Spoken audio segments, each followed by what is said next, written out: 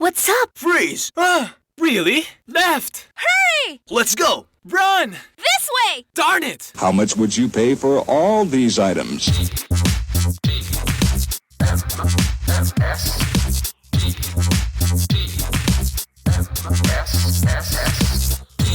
The morning stream. I think that'll do.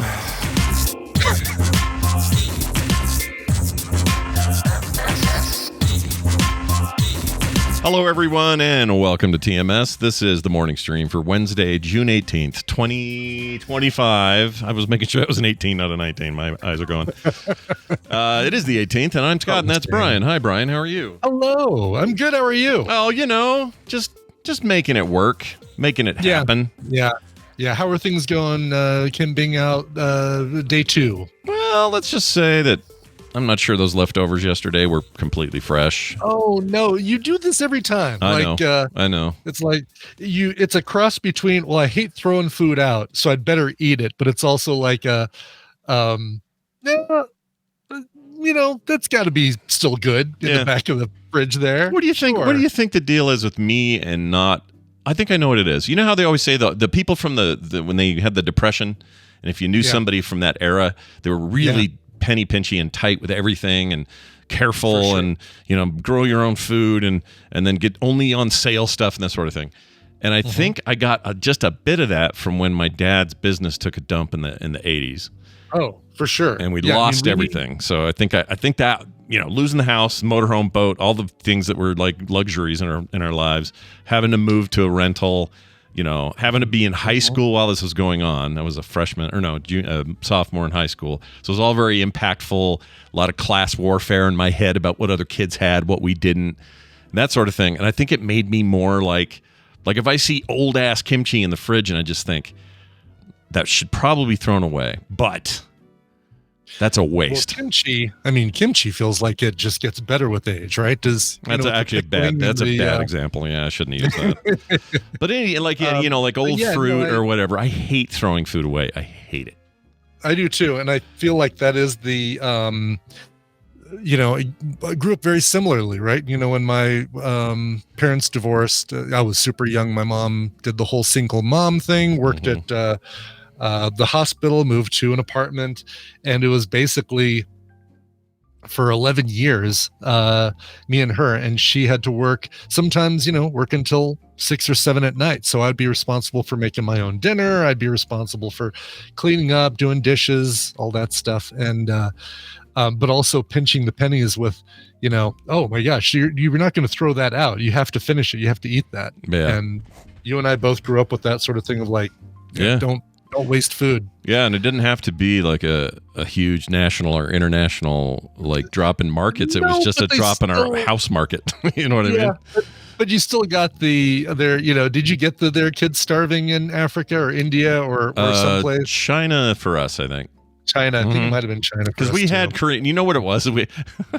It's because we had Koreans. Because everybody else I knew would say they're starving Koreans.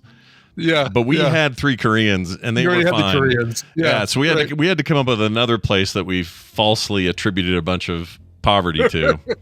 So we did China in our house. Matt would reply, "No starving Koreans here. Go ahead and toss this out. I'm done." Yeah, give me more Korean soup, or as which most people call ramen. He called Korean soup for some reason. Korean soup, nice. But anyway, it's just I think that's a thing. And so if you grew up that way, if you grew up with plenty all the time and you never had to worry about it, I think you probably approach these things differently. But it just made me kind of not really a tightwad. Like if somebody's giving great service, happy to tip. If someone's doing something worthy of what they're worth, that you pay them. It's not that.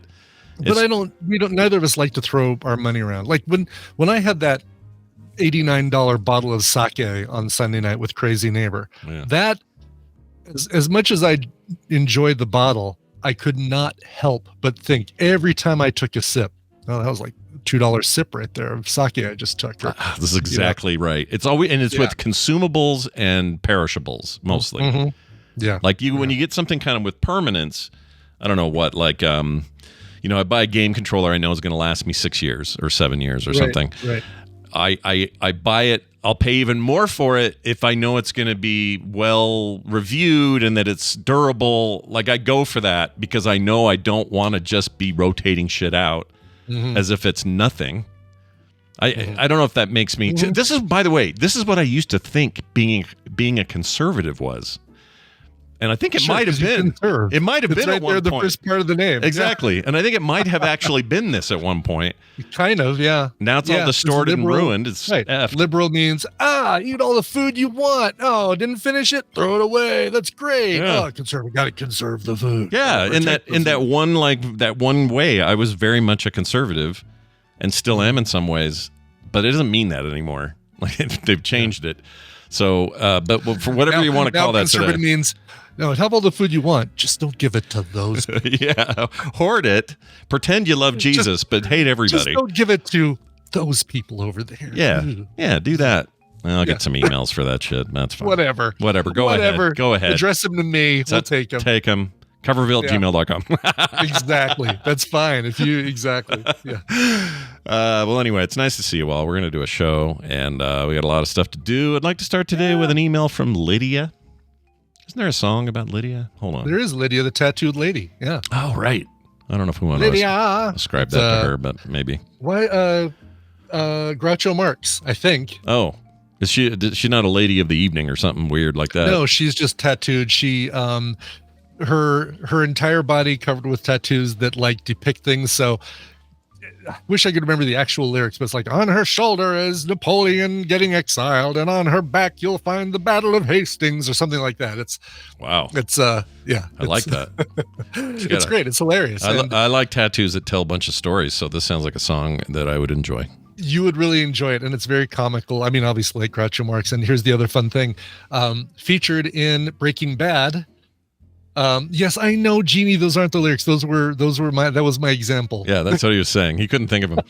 Wait, I thought it was Wendy. Everyone knows it's Wendy. The Breaking Bad one. No, that might have been featured in Breaking Bad as well. But the character of Lydia, who loves imitation sugar in her chamomile tea or her oolong or whatever tea it is that she drinks. Yeah. Her ringtone is Lydia, the tattooed lady, or maybe it's Jesse Plemons' ringtone when Lydia calls her or something. It's something like that, yeah. I remember now. I forgot about her. She's a Scottish actress, and she's awesome. I don't feel like we see her enough. She's really good. Yeah. Here we go. Lydia, say, have you met Lydia, the tattooed lady? She has eyes that folks adore so, and a torso even more so. Oh, my. On her back is the Battle of Waterloo. I got a battle. Okay, come on. Credit for, I said Hastings. It's actually Waterloo. And I did say Napoleon getting exiled. So come on. You got to give me something. I think you did all right. I'm impressed. Yeah. I think you did fine. The Wendy one is that she is a lady of the evening. She's the one that was on My Name is Earl, also playing a sex worker. Is that what we're saying now? Yes. And she's the one that gets I think she's the one that gets the ATM machine on her head. No, I've mixed up two characters. No, it's the guy. Right, the guy is the one that gets the ATM machine, but she's the wife of the guy. Right. The guy? And there's a separate lady who's Wendy. I think I've conflated the two ladies. Yeah, but the association, everyone knows it's Wendy, is not about a lady of the evening. No, not at all. It was more I don't know what. I mean, I know it's just about Wendy's got starry eyes that flash at the sound of lies, and Wendy's got wings to fly above the clouds. Above the clouds. Yeah, and I think the idea there was just juxtaposition, because she was like living in the worst possible drug-fueled lifestyle, and then that song was bright and shiny, and it was like yeah, kind of I kind of want to watch Breaking Bad again. What's that about? Sure, yeah. Be my fifth time, I think, through that show. Yes, Jeff H., The Association. Am I wrong? It's The Association was the band. Is that the band? Oh, you might be. Who's looking down and thinking, ding, ding, ding. Everyone knows it's Wendy. Anyway.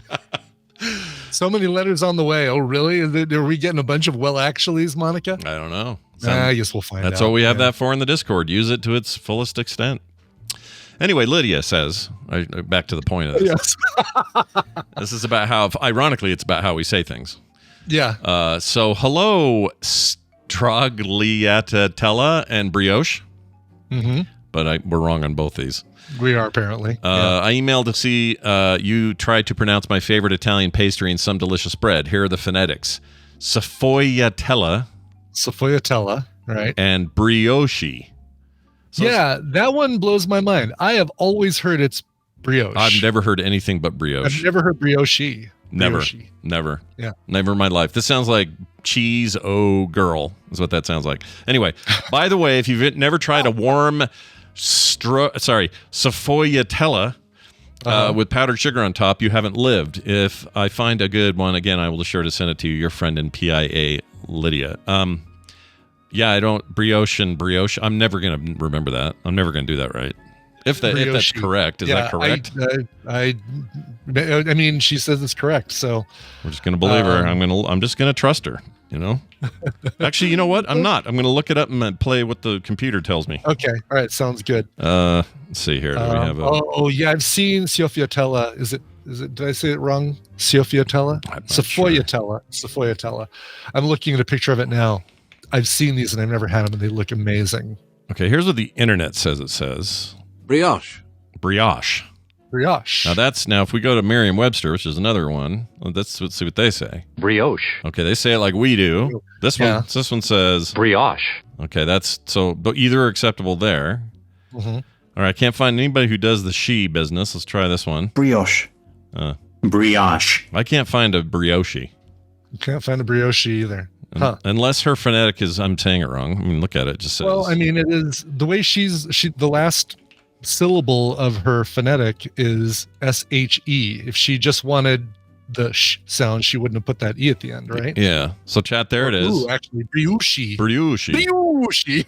Yeah. So are we just dead stupid on the word brioche? I don't like Bre-oh-sheeeee. Sometimes the titles make themselves. They do. That was great. Please, somebody submit that. So Lydia, I believe that's how you want to pronounce it. Yeah, I can totally see why you like it. Right. It is Tristan, I totally believe that you believe that. Yeah. But, I can't find corroborating evidence is all, Lydia. So I'm not saying you're wrong. I'm not even saying the internet could be wrong in the 5 places I looked. True. But or it might be, there's the American pronunciation, there's the French pronunciation, there's the, Italian pronunciation. And there is an Italian bakery not near me, but close. And I'm going to go today and see if they've got sfogliatella. Oh, and you should tell the person, what's that over there called? And see what they say. Yeah, right. Well, I'll see if they have brioche too and say, no, my friend. It's brioche-sheeeee. Bre-oh-sheeeee. You should take your phone out inconspicuously and record the interaction. That would be great. Good content for the show. People love being recorded without their knowledge or consent. They love it. They're super into it, and we highly recommend it. Bernie also wrote in. This is on the subject of Love, Death, and Robots, which the latest season I recommended on a Wednesday not long ago. Yeah. He says this, just finished Love, Death, and Robots Season 4. Amazing as usual. I would agree. He has this to say. Scott, I understand why you like 400 Boys. It looks like the Gorillas made a movie. Yeah, I agree with that. It's stylistically in that vein, but I would say it's like Gorillas and Samurai Jack got together, right, and then got gory. Like, I mean, the Gorillas made a movie would be like a Tank Girl animated feature because that's Jamie. That'd be awesome.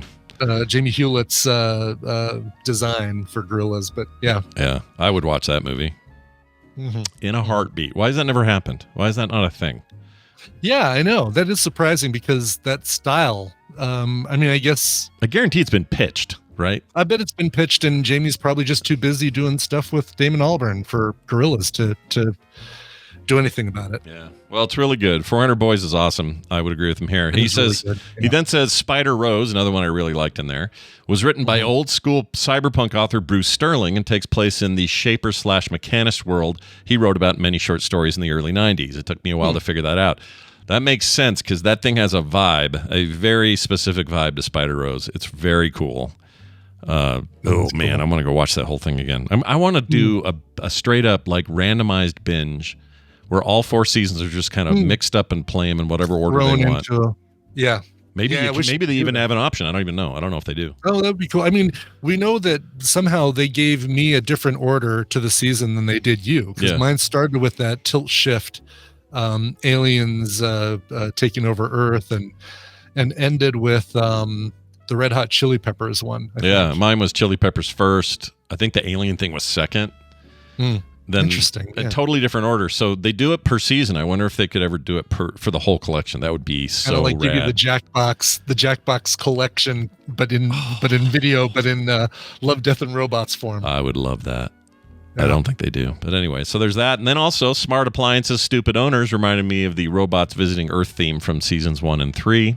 I don't remember. I really like that one. I don't know. Yeah. I can't remember that one. I don't remember the Robots Visiting Earth theme, but Smart Appliances, Stupid Owners is the one with the appliances that they bought me and then just stuck me in a, like, it's the appliances talking. Oh, right. They bought me and then just stuck me in a cabinet. I don't think I'm ever going to lose my waffle virginity.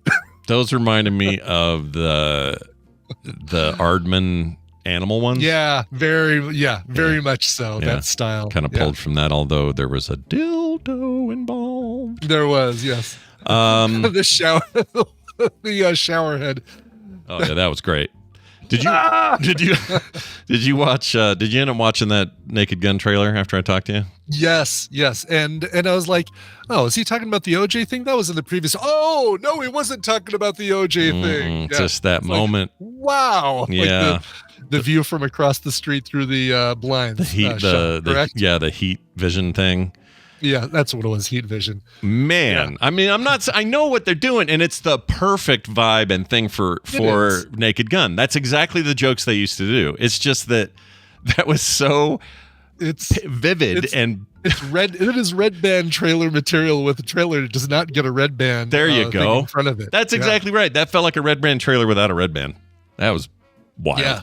Wild. It's hilarious. It is hilarious, but yeah, I agree with you. I was really surprised about that. Yeah, But that was nuts. I don't feel like there's so many people like, oh, I can't believe they're making another police squad movie without what's his face, Leslie Nielsen. It's like, no, this feels good, and I love how this trailer begins making you think it's a Taken style movie. Yeah. Oh yeah. And he seems in from what I can tell, like him taking coffee on a speeding freeway and saying thanks as if there's somebody standing there. Like these Right, kinds yeah. of jokes are so perfect for that world. Yeah. And knowing that it's not them trying to remake it, this is them saying, no, he's his son.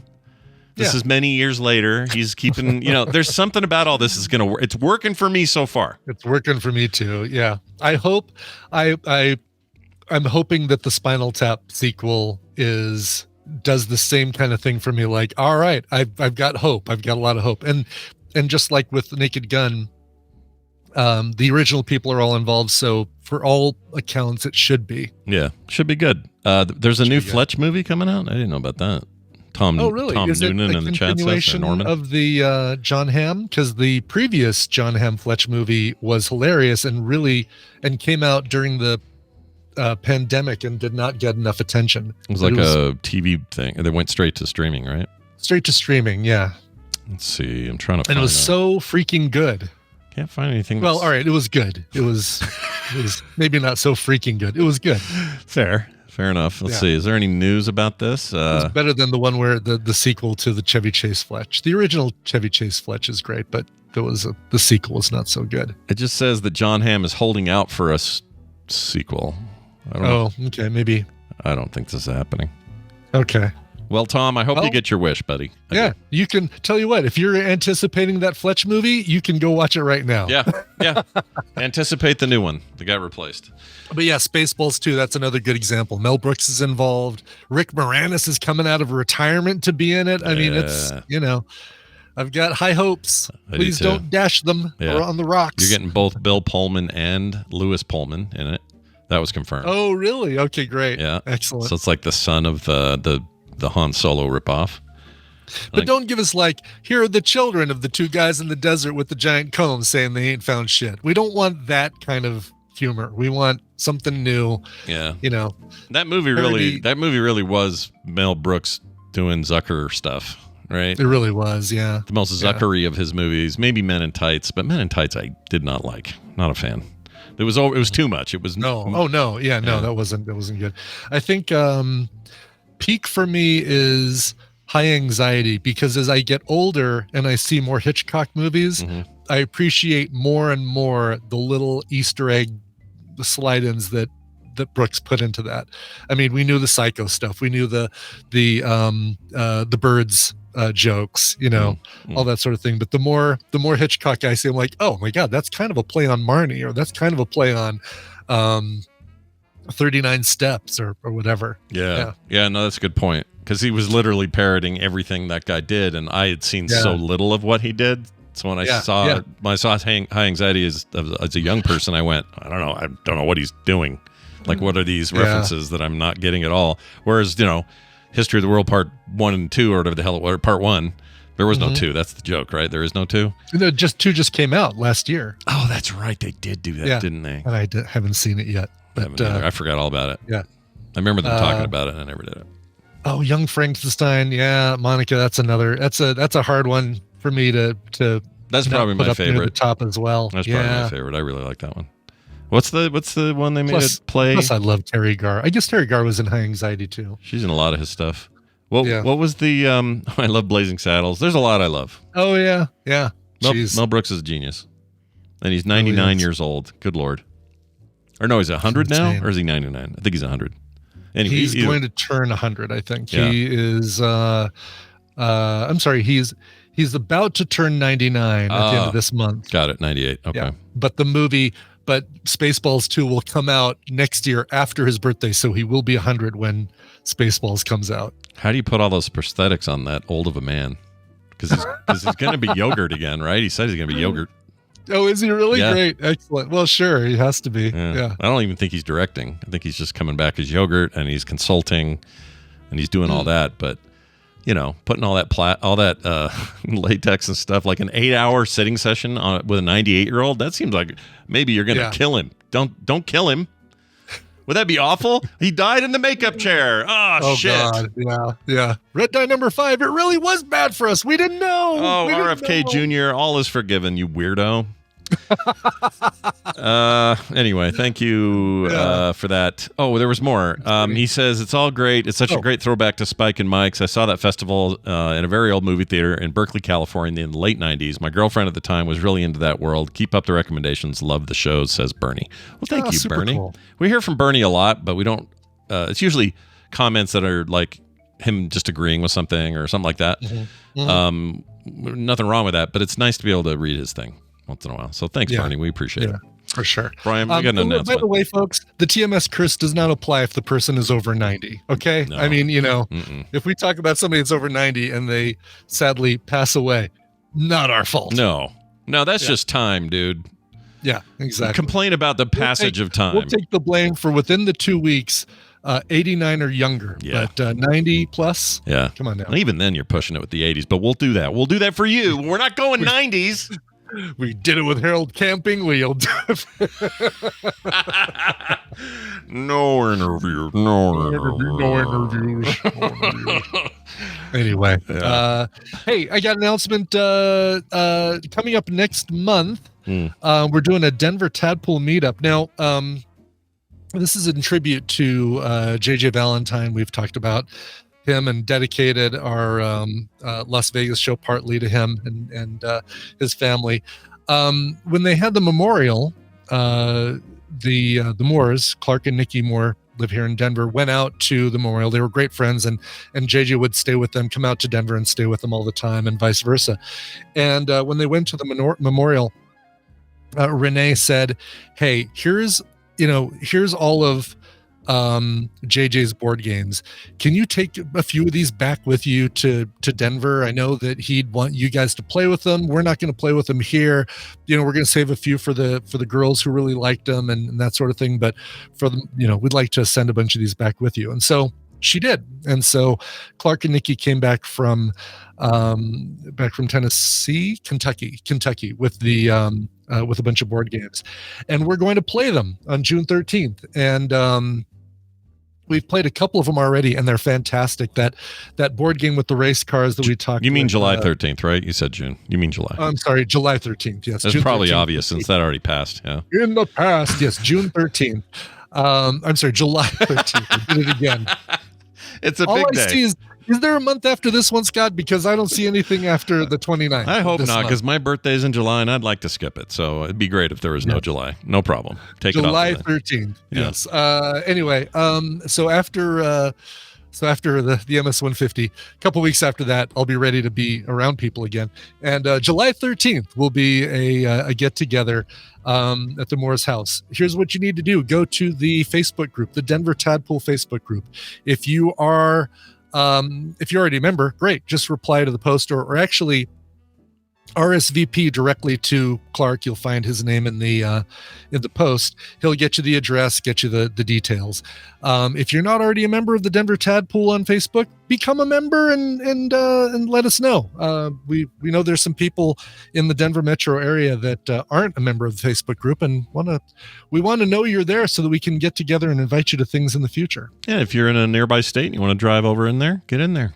You know? Exactly. Yeah. Be a Or part you of it. want to fly in from Chicago, Barry. You can, or San Francisco, Barry. You can come to Denver and come to the meetup. You want to hear something dumb? Yeah. Tell me. Because you just reminded me of it. What's that? So, all right, this is so dumb. So Kim had something that she had just recently shipped to Bobby Ann as a thanks for her letting her stay over there in Chicago for a couple weeks ago. And it was just, a nice little gift or something. And that was the last Amazon order Kim had placed. Mm-hmm. I go in there and I found a deal on a Switch 2 game I want to review for Core. And I thought, wow, this is like half off on Amazon. I'll get the physical copy and do that. And I can have it by tomorrow, which was yesterday. Yeah. So I ordered it. Send it to Bobby Ann. I checked the tracking. Tracking says, your package has been delivered. Here's a photo. And I look at the photo. I'm like, it's not my door. Whose door is that? This is not my beautiful house. Yeah, this is not my door at all. And I looked it up and I did a little more digging and went, great, I sent this to Chicago. This is fantastic. Oh, shoot. So she's taking it to the thing today and it'll come here in a day or two. But it's just annoying because, Scott's a You're hoping to be dumbass. able to talk about it on the show tomorrow, and now you can. Well, we're doing it. I think we're pushing Core to Friday, so it'll all be okay. Oh, But you are? Okay. I think I'll have enough time with it to be able to talk. If not, it's okay too. But it's just so dumb. Okay. The takeaway is always check the ship to. Even if you've done it a billion times and it's all you're used to, someone else in your household may have used it for something else. And I don't know why it doesn't default back to the default address. I don't know why it doesn't do that. Yeah. But, whatever. I blame Kim, and she's not here, so she won't hit me in the arm. Everything's fine. Easy to blame Kim when she's not here. That's right, damn it. Take that, jerks. Okay, we're going to play Tadpooley Feud now. It's time. Yeah. And to do that, let's go ahead and see if Dunaway joined us. Did he? He did. He's a smart guy. He knows how this works. Cool. We're going to go ahead and add him, do this.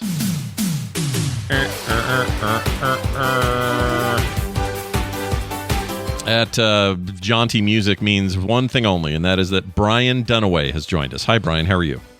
Oh, hi, Scott and Brian. How are you guys? Hey, man. Doing real good. How are you? You doing all right? Oh, dude. Oh, man. I've been hanging out at the treasure house with Mr. Green Jeans this morning. We took Captain Kangaroo's treasure keys. Oh, my And gosh. we raided the moose's ping pong balls, and we're dropping them on the bunny to see if gravity still works. Wow. Yeah. Wow. You know what? I know a couple weeks ago when you said you were kind of into Captain Kangaroo stuff, I thought, okay, that'll last not long. It'll be a little while, but it won't be that long. No, Dunaway is every day. He's into That's it.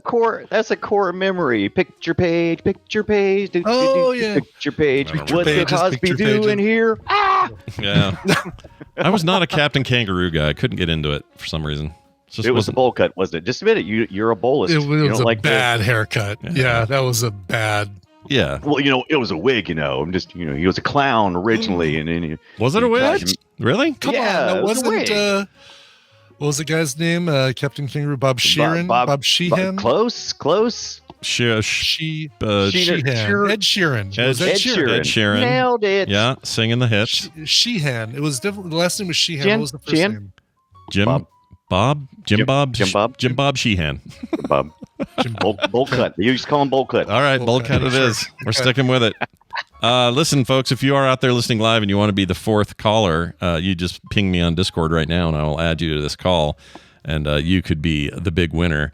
We already have a fourth caller, and oh my goodness, let's see who we got here, everybody. Let's go ahead and hit ring and see who we get.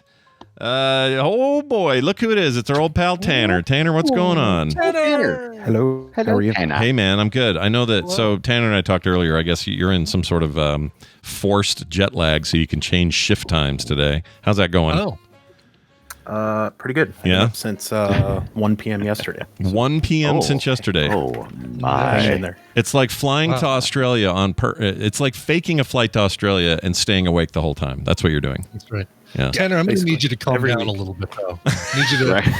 Need you to take it down a notch. Yeah, you're man. so hyped up. I don't know what your deal is, but always I'm so just excited. proud you're conscious. That's Yeah. all I got to say. Thank you for that. Listen, Tanner. Tanner is the greatest DM ever. Not only does Oh, he thank you. customize a D&D campaign for us that we're right in the middle of. Oh, not He gives district us- manager. No. I got you. Okay. Yeah, well, he's also a good district manager, but he also conducts a survey that we have to fill out as our characters to see how we feel about it, and I'm loving it. I'm all in on all this. That's great. Loving it. Well, he's also a good raid leader, so he does a lot of that leadership stuff. Let's see if today he can lead in the names of possible winners that we'll have today.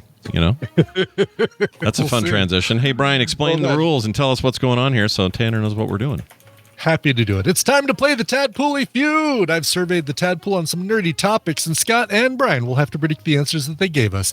It is their job to see how many of those answers they can guess. Tanner, your job is more important than ever because you're going to be working with either Scott or Brian. If your team wins, they get a survey and a prize package that includes the Bureau XCOM Declassified, our final XCOM giveaway game here. Nice. Also good. Save the best for last. And Scheming Through the Zombie Apocalypse, the beginning. I don't know what that is, but I don't know what that is. That sounds cool. it's a title that seems longer than the game itself. Yeah, scheming through. I wonder what that means. Scheming Through the Zombie Apocalypse. I guess you play a lot It's of probably a three-card platformer. Monty and fool the Sure. zombies or something. It's highly rated. Point and click adventure made by Ooh. Grab the Games, whoever that is. It looks like it's well liked. Yeah. Cool. All right, Tanner, you might be in some good city here with all this stuff here. There you go. But you got to win it, and to win it, you have to play. And to play, we have to give you your category and let these two chuckleheads fight over to see who gets control of the board. Sweet. We're on our new Tadpooley Feud survey. So Oh, big this thanks to might be- those of you who've already filled out the survey. 407 of you to be specific. Mm-hmm. Very good. So modern questions. So stuff that happened last week. Cool. Hell That's yeah. right. Think recent. Good luck with that. All right, put your hands on your buzzers and give me your best answer to this. Name a Dutch food. Oh, Scott. My brain. Pancakes. That's wrong. Pancakes.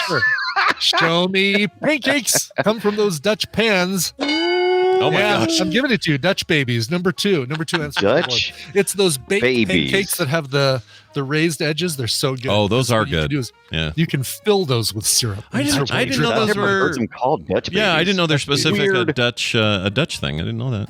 Wow. Yeah. One answer will beat it. Brian, can Whoa. What are we hearing? What is that? I Does don't that mean? know. Is that you? I don't What know is- what that is. Oh, What is that? the Steam page for the game Brian said started playing a video. Ah. Sorry. My bad. All right, let's get all right, to Brian. One answer will beat it. Can you name a Dutch food more popular than Dutch babies? Man, I cannot. I can't even think. I mean, what, mashed potatoes? Or really, the full question is name a Dutch food, or if you're not sure, name a food you think is Dutch. Oh, there we go.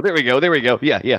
It always seems like, I don't know why. Why do I think mashed potatoes? Is it the Dutch? I don't know. I'm going to say potatoes. Can I just say potatoes, or I have to be very specific? You can say They have to be- potatoes. You You can say whatever say you mashed want. potatoes. Sure. Right. Show me mashed Give me the Dutch potatoes. potatoes. Oh, not like I know anything. There may be about things in Dutch. here that involve potatoes, but they're not Right. specifically just Not in the top. plain It's not- potatoes. I don't know any. Apparently, I don't. I'm gonna have to go hang out with my Dutch friends. They never bring me any food That's right. though. Dunaway knows Fuck how along. to go Dutch. He knows how to get I kept thinking. All I could think of was Dutch oven, and Yeah. I'm like, that's not going to be up there. But maybe it is.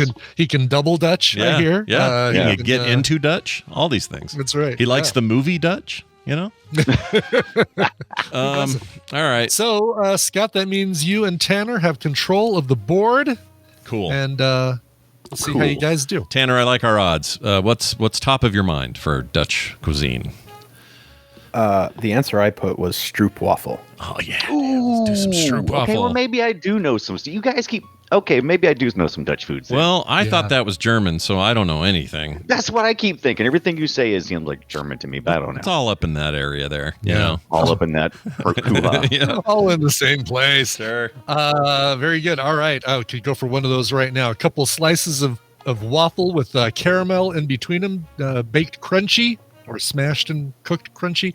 Show me stroopwafel. Oh, number one. Yeah, number one answer on the board. Really? Very nice. Okay. I would have thought that was German, so it goes to show you. Well, the Dutch and the Germans, they kind of hang out, right? I don't know. They used to have money called Dutch marks, or were they Deutsch marks? Yeah, they're definitely Dutch marks. Yeah, you got it. Nailed it. Douche marks? I don't know. Yeah. Deutsch marks. Deutsch. That's it. Deutsch. Nothing like douche. Douche marks. Yeah, douche marks. Yeah. All right, Tanner. I like. Douche marks all over my new car. Go ahead. What please. do you think of Dutch coffee? That's a thing.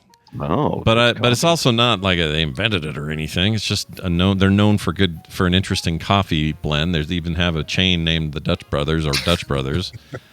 But I know Dutch coffee is considered good coffee in Europe. But I don't know. What do you think? I've never heard of it, but yeah, go. Let's do it. Let's try Dutch. I think everybody has coffee, right? Well, all right. Probably, but we'll see. What do we got? Cool. Show me coffee. Aw. Number 14, and specifically, people put coffee Dutch Brothers or Dutch Bros. Sorry, Dutch Right. Bros. Oh, yeah, it's Bros, isn't it? I hate that. Oh, I can't do it. I know. I really hate it. Has to be Brothers. Sorry. That's how it's going to be. I'm going to walk in there and say, "Hello, Dutch Brothers. Please give me this item from your menu, Dutch Brothers." That's what I'm going to do. I mean, there's no period at the end. It's not it's not an abbreviation. It's Bros, but it just Annoys me. it just hurts to say it. I hate it. Right. I'm with you. All right. Think Dutch. So Might go to later for some fried chicken. Yeah. That's the sound I make after I eat their chicken. All right, Brian, you've got control. 2 answers already taken up. 8 answers left. Name a Dutch food. Every time you think is Dutch. I mean, that's where I'm getting confused because everything I think of has the word Dutch in it, like Dutch apple pie. I mean, That could be I it. think it's Dutch. It doesn't. I very much doubt it. I'm sure they just call it apple pie where they're at, but we're going to call it Dutch apple pie. Sure. All right. Show me Dutch apple pie. Oh, man. Yeah. Apple tart, which is their apple pie. Mm. American is Dutch apple pie. I bet you could probably get a beer called Apple Tart. Don't you think? Like Right. Somebody's got like an Apple Tart beer. Oh, like a tart or a cider, an apple tart cider or Yeah. something. Just like sounds that. like Yeah. something you'd see on a drink Apple menu. tart. You have Apple Tart here? Yeah. Oh, good. That's right. Oh, I did forget to make the joke when you picked pancakes because you did it at the beginning that you can also get a schmuck and a pancake. Schmuck. and a pancake. Schmuck and a pancake. Oh, the Dutch need to write in and tell us how we're doing here. Well, we're doing terrible. First of all, I want to apologize to my my Dutch friends online and invite me over for dinner sometime, and maybe I wouldn't look so foolish. Yeah. And then also tell me what it is. Yeah. Now, everything that I see, like we have a couple of Dutch restaurants around here, but it's all just seems like it's Southern food. But they always have like, I always hear the word Dutch oven, and then whenever I see like logos and stuff, it looks like a cauldron or a pot, and I'm like, is that the joke? Do I not get the joke? But it feels like, I don't know. How about the Dutch sausages? I don't know. Sure. Yeah. They probably Dutch have meat. that. All right. Some Keep Dutch in meat. mind, by the way, Yeah. you're guessing what the tadpole thinks Oh, is Dutch. Jesus, so- you keep saying that. I can't think of any. Every week we say it. Every Right. week we say it. Let me remind you. Yeah, these are That's from the what tadpole. That's what the tadpole thinks is Mhm. Dutch. Okay, yeah. Apple pie Dutch, apple pie Dutch. How about some fudge? Dutch fudge. Some kind of Dutch fudge. I don't know why that seems right. Do it. All right. Do it. Show me Dutch fudge. Do it. Do it. Look at I'm that. gonna give you Dutch Okay, chocolate. thank you. Yeah. Yeah. Just to That's try to help you out. Yeah, if you gave me pancakes, if you gave me it's not pancakes, fair, you can give but him I'll cocoa. take it. That's fine. Yeah. No objections from this side of the game. I feel Right. like you're already, this category is already kind of starting you uphill. And Could you next time not pick survey questions that make part of the world hate me? Let me see. no, because you're explaining it as, well, I'm just guessing what I think the tadpole would say. Let the rest of the world hate the tadpole. You're safe. See? You've got That's good. you've got a nice little wall of protection, nice little force field. It's called the tadpole. Yep. Okay, then I'm gonna go. Like I said, since they're cooking in pots, how about some Dutch soup, some Dutch vegetable soup? Okay, all right. Do it. Like a stew or a soup, sure. love it. Show me Stew. Dutch. Stew's better. Show me Dutch stew. Okay, fair enough. Dutch stew. Oh. Yeah. Disco stew and Dutch stew go out on Saturday night. I didn't even have anything like relatively close that I could say. Well, this is Dutch kind dirty- of like a Dutch stew. dirty water. Yeah, Dutch That's what they call dirty it. water. There you go. Ugh. All right, Tanner, it's All back right, on back us. to- I did back such a to the shitty movie. job at the last one, Tanner. Do you have a better one than I had? Gouda cheese is from the Netherlands. Ooh, is it That's now? good. Yeah. All right, we'll say Well, that makes me- cheese. yeah. Gouda. That makes sense. The cheese Gouda. Sure. Gouda of cheese. All right. Show me some Gouda. Mm. Yeah, cheese. Oh, Gouda. look at that.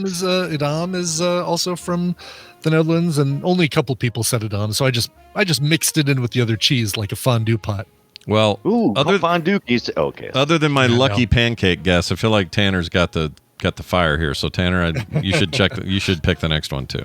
You've cleared out the left side. Now let's go for some of those big points on the right side. Yeah. Scott, you and Tanner have 6. Brian has 9. What do you got, buddy? I feel like people in Discord talk about black licorice a lot. Yeah, they Saying, do. Like the salted black licorice or whatever. They may I have have that no there. idea where it's from. I know Do that's they make that's, the fire trucks? that's typically from the. I mean, it's zone appropriate, but I think it's mostly like very Nordic countries that do that. But I don't know. But again, it's the tadpole, and they may be as confused as us. So let's try it. Let's say black licorice. Let's give it a shot. All right. Show me black licorice. Oh. Yeah, number 8. Nice. There's different kinds of licorice that come from that part of the world, the continents. Some do come from Scandinavia. I think the salted licorice is more south of Scandinavia. Well, no, there's salted licorice in Sweden and Finland and Norway as well. So I don't know. Well, But there you go. It's what the tadpole says. And the tadpole, 11 of them said black licorice. okay. How about what is it called though? We had these French fries that had a name. Oh, Not frites, because that's French, right? frites.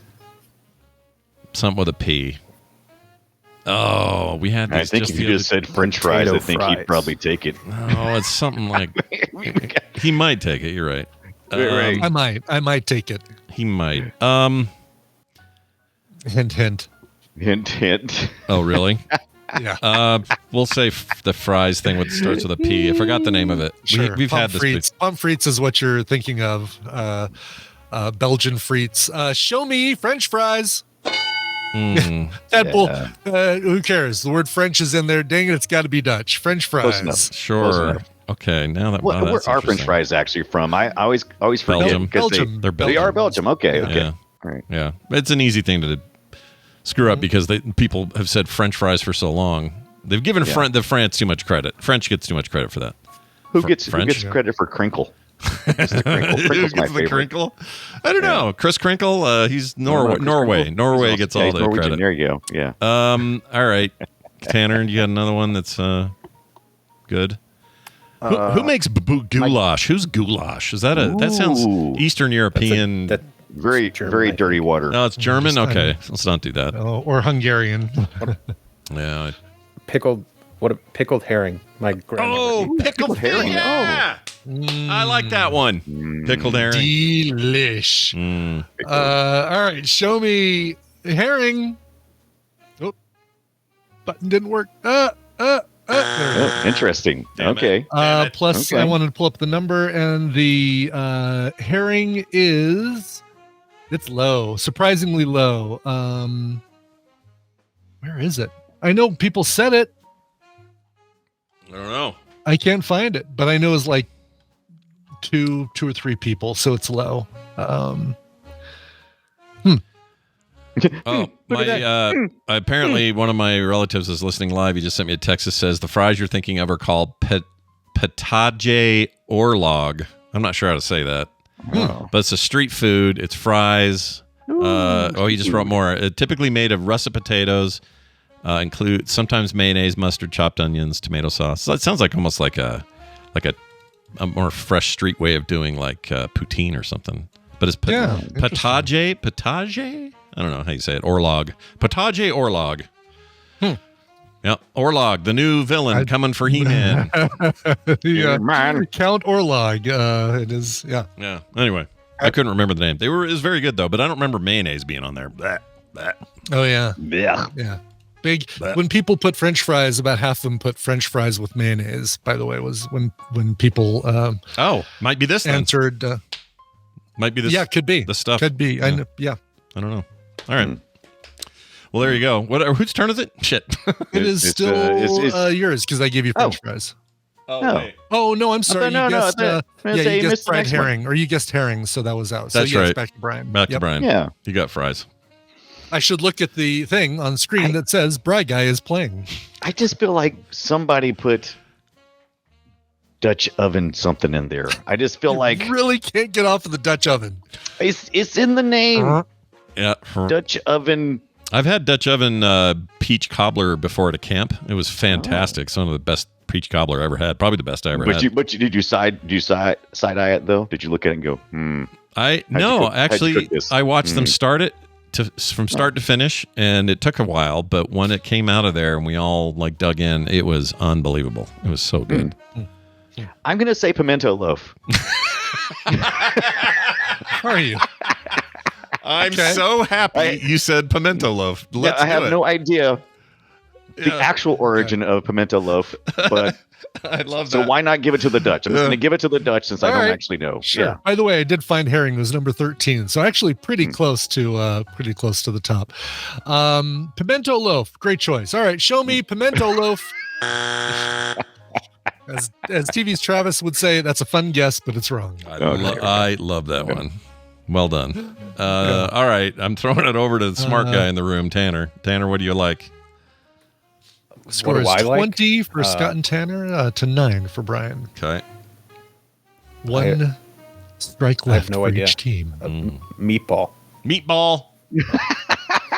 Danish I thought he was meatball. calling you. I thought he was calling Sure. you a meatball. Or not Danish. Dutch meatball. Let's do it. Dutch, Dutch meatball. There you go. Dutch ball. Dutch Show ball. me, Yeah. show me Dutch meatballs. Why not? Oh. Yeah, bitterballin, beef meatballs. These sound amazing. They are Meatballs. beef covered with a Sauce. a batter and then deep fried. So the outside is crispy. They sound absolutely amazing. Oh my gosh. Bitterballin. This person I talked about who texted me is now texting me answers. Quit doing that. I'm not going to use it. Is this a relative of yours? Yes, they're listening live, and he's like, "Say this one." I'm like, "No, it's fine to correct me on the patat or JoJo or whatever the hell I said, but you can't give me new ones. We're playing a game here." All right, shut my phone down. Bitterballin is a thick, savory meat ragu, typically containing beef or veal, thickened with a roux and beef stock. Then it's chilled until firm, rolled into balls, breaded, and deep fried until golden brown. And I want some of these right now. These sound amazing. Oh Lord, they do Deep sound good. fried meatballs. Hell yes. I would eat that. I would eat a few. Deep fried, and I don't get along very well anymore. But Sure. I would eat a few. Do that in a. You know, it doesn't bother me at all. Is the Japanese what's that called?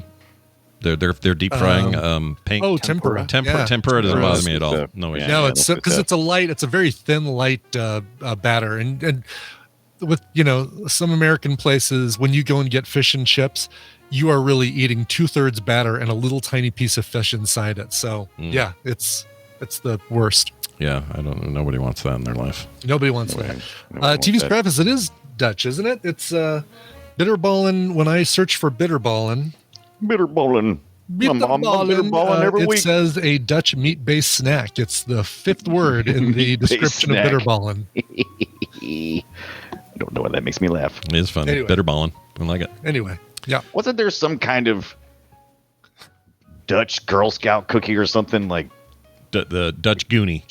I have no idea. Yeah, well, like maybe like it's got to be a combination of like chocolate, and caramel, gotcha. You were and talking about Lutefisk. Okay, never mind. coconut, something maybe. Dutch, you know, the Dutch boy finger in the dike. Dutch boy paint.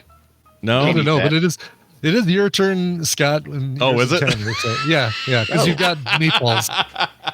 I don't know why. Both of you are just, staring at the volleyball on the ground. Neither one of you wants to pick it up and lob it over Apologize. the net. I literally thought it was my turn. I did too. Don't feel bad. thought it was my turn. All right, Tanner, you've had a good run here. I feel like I need to trust you throughout. So what else you got? I have no idea. You're all out. I've been up since 1 yesterday. Don't come at me. Okay, can we? I know we didn't say goulash, but can we just say like Dutch stew or something? And maybe Brian will give it to us. Brian said that. Brian said stew Yeah. already. Oh, he already said Yeah. stew. Oh shit, I missed that. And by the way, people did say goulash too. Goulash was, I think that was one of our just one answer. Somebody said goulash. I can't wait to get to. One person said goulash, so it's tied for 32nd place. Oh, nice. Okay. What about a tulip? Because they have all those flowers over there. Do you think Maybe they eat just those? Pick them up and eat them. Yeah, I don't know. it's like a little snack while they're out prancing through the fields. They just eat their flowers. Sugar tulips. You know what? Why not? Let's say I've nothing tulips. Sure. Yeah, let's do it. All right. Show me tulips. Tulip salad was on the list. Number really? 30 in the list. Really? That's So, a thing? Ugh. That's a thing. Put your tulip tulips salad. on the salad. People that like flour, like eating rose petals and stuff. I mean, I understand there's some drinks and things that have like hints of it and all that. That's fine. But eating the Rose flour, water. like just straight up eating a flour, F that shit. I ain't doing that. Never eaten a frozen There one? are some Sorry? like sometimes at the sushi place we go to, they have a chilled orchid, I think, on the plate, and you're supposed to eat those. Yeah, and I guess Or is the one in Vegas was cool because of the effect of it, but Oh, right, yeah. But Yeah. for the most part, though, like if you're just out and about and you're like, hey, what's that? She's growing daffodils in her garden. Let's eat some of those. No, don't eat those. That's gross. All right. Well, that puts us in a precarious position here. Not really. That's We're right. probably going to. Brian, last destroy it. final strike. You got two answers left on the board. See if you I'm can make going anything with out of them. I think the Keebler Elves are Dutch, and I think Do you? yeah, I think that's right, and I think they maybe make some Dutch shortbread cookies. Yeah, Okay. All right. yeah, Dutch cookies. Okay. All right. Okay. Show me Dutch cookies. Oh. Safe bet. I mean, so butter cookies, I'm going to give it to you. There's also windmill Yeah. cookies, which was lower on the Oh, list. Those are windmill the ones I cookies. think of with the little almond slivers in them. They're so freaking good. Oh, those are good. But butter cookies are the ones that come in a tin that you have a hard time That's throwing away and you right. use for USB cables Jeez, they're or all, you get them every sewing Christmas. materials or whatever. I didn't know those were. I didn't know those were Dutch. That's Jesus, great. I didn't think about that. Yeah, they always got the Dutch paintings and stuff on the front of Yes, them, blue, yes. and why didn't I think of that? Butter, that's great. All right, well, how about? I know we're running short on time. How about? They're also Dutch. Danish, by the way, but that's all right. We'll keep going. Oh, are they that's Danish? True. That's true. You're right. You're They're right. It is Danish, Danish. Oh. But it's Oh what the my tadpole gosh. thinks. It's Yeah, it what the doesn't matter. tadpole Yeah, thinks. they all heard D word and they're just doing D And words. I thought That's the same right. That's thing. right. Oh, I'm an idiot. How about? Did we already say pecan roll? Say that. Pecan roll. The All Dutch right. pecan roll. Pecan. Show me Dutch pecan roll. No, you're thinking of Stuckies is what you're thinking of. Congratulations, Tanner. Yeah. You're getting these prizes. Let's go ahead and get to the other the last two items on the list here. Can I tell you what my I don't want to out him, but the name he gave me, and you tell me if it's on there. Yeah. He told me to say bitterballin. Oh, Is Yeah, that- look up at number 7. That was the meat. Oh, is that the one called bitterballin? It's the Yeah, one that that's actually right, says that's right. bitterball. Beef meatballs. I just heard you say meatballs. I never heard anyone read the thing, and I didn't look. Okay, so bitterballin is on. I would have gotten it, but that would have been cheating. So. It's a red on air meatball. Provided by your. But he didn't say it. He said meatballs, right? Didn't he say meatballs? You guys said meatballs, and then I described bitterball Oh. as these deep fried meatballs, and They sound great. Oh, these are the ones where I said, hey, I'd like to have some tempura on there. Yes, exactly. Well, who knows where the hell my That's all right. brain was. Let's look at Dutch beer. these last two answers. Number 9, I believe, is German, but let's see. Apple strudel. Pretty sure. Pretty sure apple strudel is. Could be Swiss, maybe. Apple Could be fritters. Swiss. Yeah. Yep. Those guys are all the same. They all talk the same. Number 10. Don't they? They have the same language. I'm not making that up, right? Well, Swiss. part of Switzerland. Don't fall for it, Ibit. No, I'm telling you, Germans, Swiss people speak German, right? Do I not? Am I wrong on that? Swiss is like there's different regions, right? And I think you've got people speaking French in Switzerland. I'm already going to get enough people- grief about the Dutch food I didn't know. I don't think I want to double down on geography.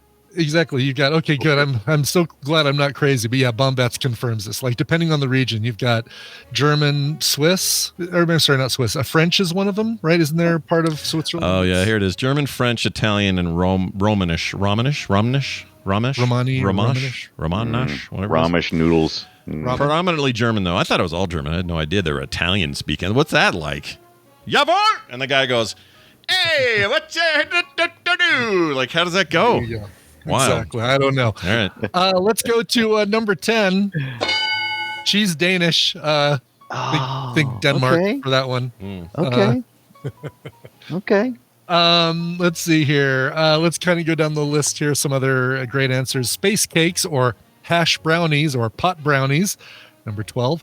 Number 15, Old Dutch potato chips. I think it's just a brand. It's not really Dutch. Sausages was number 16. We briefly talked about sausages. Abel Skyver, which is an apple apple pastry, I think. Oh, they're like little balls, fried apple. So pretty much any apple pastry is getting Dutch credit. Yeah. Right? All right. Number 18, Belgian waffles. Number 19, Hollandaise, which is French. Number 10, Stampot. I didn't look up what that is, but I think that was Dutch. Yeah. Number 21, coleslaw. Number 22, Coleslaw? Really? donuts. All right. You'd be happy, Brian, with number 23, Dutch oven. Oh, is very on there. good. Finally did it. People did say lutefisk, pea soup, sauerkraut, wooden shoes, Holland. Bjork. Did you say Bjork? I'm sorry. Did you say Bjork? Somebody said Bjork. Yeah. Okay, that's great. Icelandic. That's fantastic. Clogs. Dutch girls at the pastry. All these clog. All this food. Oh, these are all. It's all clogging me. Finn and Hattie. Garlic sausage, gingerbread, goulash, Heineken. It's German, isn't it? Heineken, I think, is Dutch. Oh, is I it? think it is a Okay. Dutch beer. Yeah. All right. Poached eggs. Rockwurst, Royale with cheese, shepherd's pie, Oh, geez. smoked eel, and finally, well, this is going to be a quick 6 strikes. Yeah. That is hilarious. They were wrong about how long it took. It was a long quick strikes. Yeah, Or we 6 did go- strikes. We did go long. Well done. This means Tanner is the big winner. Congratulations. We know that because Fletcher said that, but also because we just know he's a big winner. We know that just because we know him. Hey, Tanner, these codes are on their way to you from Brian. He'll send these to you via a direct message on Discord. Use them, Correct. enjoy them, have fun with them. Let us know how it goes. All right? Will do. Good Thanks, luck. guys. Good luck Have a with the day. staying up all Good night thing. Go take some caffeine or something. Whatever you got to do. All right. He's up all night to get acclimated. That's right. All Hey, night, get plucky. Dunaway, here's some Yeah. great news. Yesterday we decided Indiana Jones was our best friend in the world because we played Fate of Atlantis, the Indiana Jones game from the point and click adventure days of way back in 92. Sorry, that was 92. The original game, or the original point and click game, was 1989, and it is also quite good. If you guys are interested in talking about that or hearing more about that, or if you're a fan of that era of point and click What about the adventures, action game? check it out. Continue. Those sucked. Yeah. Those were bad. Yeah, and but never they play those. exist, so suck it. Yeah, they exist, so we had to talk about them, but we did our part. We never have to look at those again. But the main point and click game, so good. Go check it out. Play Retro is the podcast, and you can find it at frogpants.com/play retro. Hey, Dunaway, I'd like you to kiss our butts. Oh, damn it. He left on his own. Oh, He left on his own accord. All right. We're going to go ahead now and take a break. When we come back, Tom Merritt will be here. We'll do a little tech news. After that, we've got Recommentals with Scott and Brian. Our other two are out. That's right. Scott and Brian and Scott and Brian. That's right. Doing 2 the each. 4 of us have recommendals. That's right. Looking forward to that. I got some real diversity between mine. Are yours like that, where it's like Yeah, totally very different? much so. Yeah. Good. It'll be like 4 of us are really here, so this is fantastic. Exactly. Look forward to that after this song break. Brian, what'd you bring? Yeah, let's go up to Wisconsin to a metalcore powerhouse. The band is called Archers. They've just dropped their brand new single. It's available now on all major streaming platforms, and it's taken from their brand new EP, Temporary High. Here are Archers with, what's the song? Crooked Smile. There it is. Crooked Smile. I wouldn't try it, Terry. I'm in a bad mood today. I'm liable to make you eat the rest of the tennis balls in that basket. Look! Everything comes to those who wait. We got her!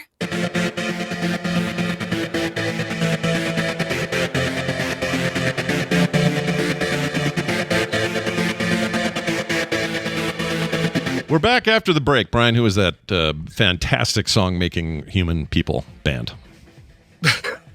They're also known as Archers, although I think they should change their name. This is from their brand new EP called Temporary High. The song is called Crooked Smile. Nice. Go check it out. Available. Good. They're very good. Available They're good. now. I haven't heard an indie in the middle lately that I didn't like. They're all good. They've been coming in really hot lately. Yeah. Yeah. Keep that up, everybody. Keep making them indie hits. And we'll keep playing them. And then Spotify will keep trying to take me down with them. And then I'll keep saying to Spotify, we have the rights to play them. And then they'll keep coming back saying, how do you have those rights? And then I have to keep telling them the same story. Spotify is on a tear, and they're pissing me off. They are. Yeah. Ditto. If you're listening to us via Spotify today, just know that. Lucky you. Lucky you. Hope you make it to the end of the show. Gosh, dang it, they're pain. Like, literally, the whole point is to have the legal rights. We have them. Yeah. Yeah. We have them. They're ready. I can prove it. But you're a bunch of robots now, and they're hard to work with. And YouTube, I thought YouTube was bad. Spotify's worse. Sorry, they just are. And I know they're getting heat because they have video now, and they're starting to get heat from like copyright stuff. So I know they have a reason to be like reactive and stuff. But come on now, calm yourselves.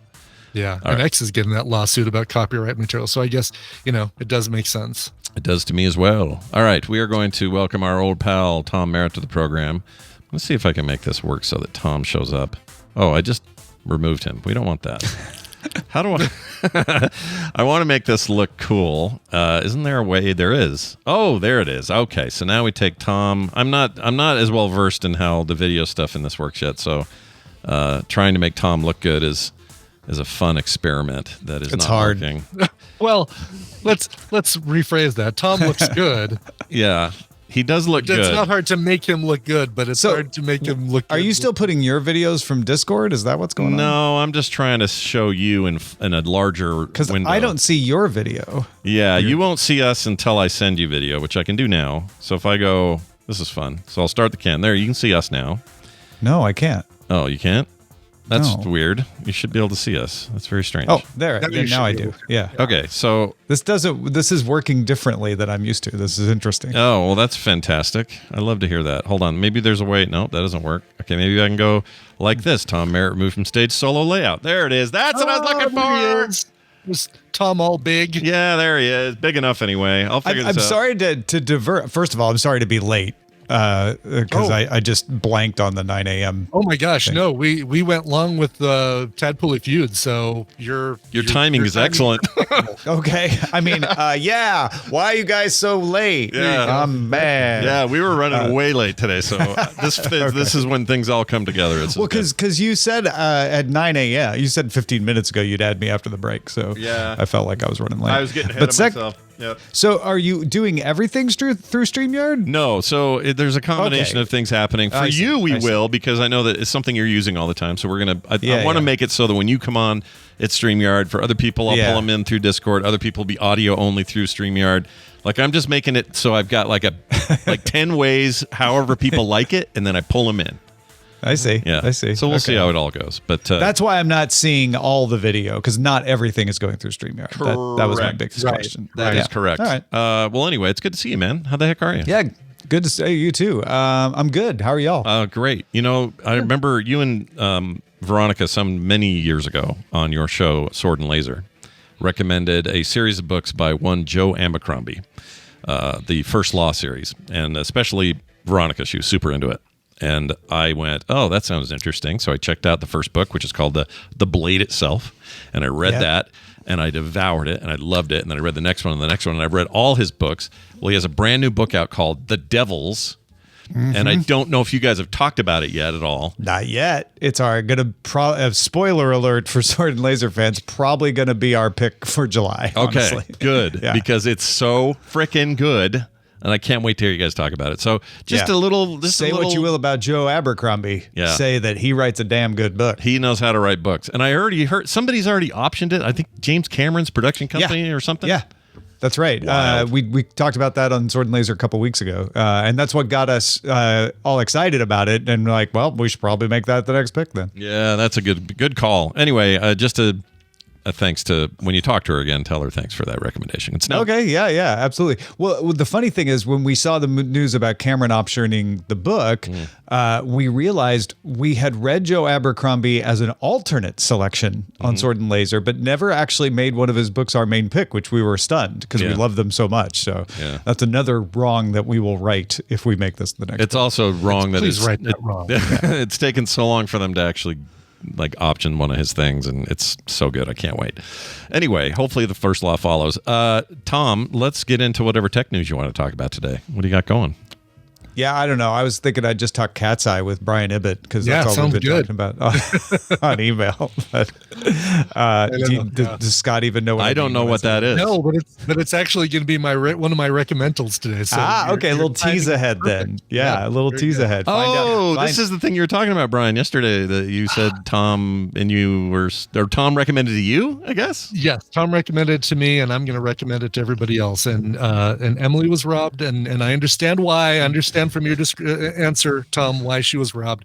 But okay, then Elena was robbed as well. Yeah. No, for sure. I'm very curious. All that will become clear shortly. Stay tuned. That's right. Meanwhile, I'm puzzled, Scott. Maybe you can help me understand this. Why people are so excited that Xbox President Sarah Bond said that they will partner with AMD on the next generation of Xbox systems, given that they always do. Yeah. Yeah, it's a weird thing. I think it's a little bit of like weird when they say we're partnering with AMD for the future of our Xbox devices. It's literally what they've been doing for the last at least 2 generations after PowerPC on 360. Yeah. So Xbox One, Xbox Series X, and PlayStation 4 and PS5 for that matter are all AMD. Nintendo uses NVIDIA, but the other two are using AMD too. Yeah. So and the status quo. Exactly. And these portable devices, for the most part, Steam Deck and the Allies and those things are all using AMD, at least GPUs in those cases. So it's not a weird thing at all. In fact, it's the one place Intel has never really had a great foothold is in the console business. For whatever reason, AMD's always like there to do it. Probably volume, pricing, maybe other reasons I don't know. Efficiency on those devices or something. But the fact that they are now just saying it out loud, I think makes a lot of people go, no way, I'm mad at Intel because their last chip tried to burn itself up. I ain't doing them anymore. This is great. And they just aren't paying attention to how things have always been. But I also think it's this other bit, which is not only are they leaning into that relationship, which feels very like, hey, yeah, we're all against Intel now, but also I think that this, we know that their new stuff moving forward, device-wise, will be thinner versions of Windows, which means the next literally the next console from Microsoft, like whatever's next from the Series S and X, will be a device that runs a version of Windows invisibly, although maybe they'll let you go in there and dink around. But it'll basically be this thin layer of Windows down there running everything on the underside, which means, and they've said this out loud, you can run other stuff on there like your Steam library, like your Epic library, like all this other stuff. Yeah, which is what they're doing with the Asus ROG, so sure. Yeah, and it's basically a PC. It already was kind of a PC, right? But the closedness of it is opening. Yeah. And I think that's what people are mostly responding to. But I just think a lot of them didn't know that prior boxes used AMD. Maybe. Yeah. And there's a little of untoward Intel death watch going on. Oh, yeah. You know? It's like, Grandpa's sick. Instead of rooting for his recovery, everybody's like cheering his demise, which is odd. Yeah.